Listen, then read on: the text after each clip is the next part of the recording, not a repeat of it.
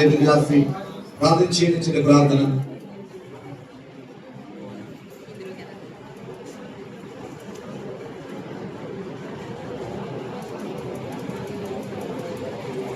పరిశుద్ధుడా, ప్రేమ గల తండ్రి, నీకు స్తోత్రాలు చెల్లిస్తున్న ప్రభా. ఈ దినమునైనా 12 మంది బిడ్డలను నువ్వు రక్షించు. దాన్ని బట్టి నీకు నీలో బాప్తిస్మం పొందుకొని నీ పిల్లలుగా మార్చడానికి ఇచ్చిన ధన్యతను బట్టి నీకు స్తోత్రాలు ప్రభా. ఏ రక్షణ కార్యం మీద బిడ్డలు పడడం జరిగిందో వారి జీవిత కాలం అంతా దాన్ని కొనసాగించుకుంటూ దానికి తగిన రీతిలో బిడ్డలు జీవించుదురు గాక.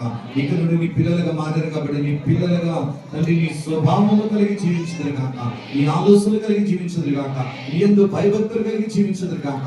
వీరి బ్రతుకు కాలం అంతా నీ కృపాక్షేమంలో వ్యక్తులకు ఆశీర్వాదకరంగా ఉండును గాక. తండ్రి నీ రాకడ వచ్చేంత వరకు నీడల నమ్మకం కలిగి జీవించుదురు గాక, యథార్థత కలిగి జీవించుదురు గాక. ఈ రక్షణ కార్యములు చేతపట్టుకుని అనేకులకి రక్షణ సువార్తను ప్రకటించబడినగా ఈ బిడ్డలు అభిషేకపబడుదురు గాక.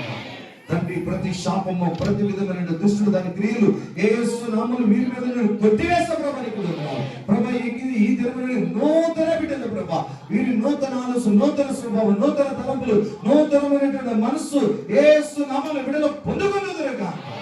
అట్టి కృప చేత వీళ్ళందరినీ నడిపించమని యేసు నామములో ప్రార్థిస్తున్నాము తండ్రి. ఆమేన్.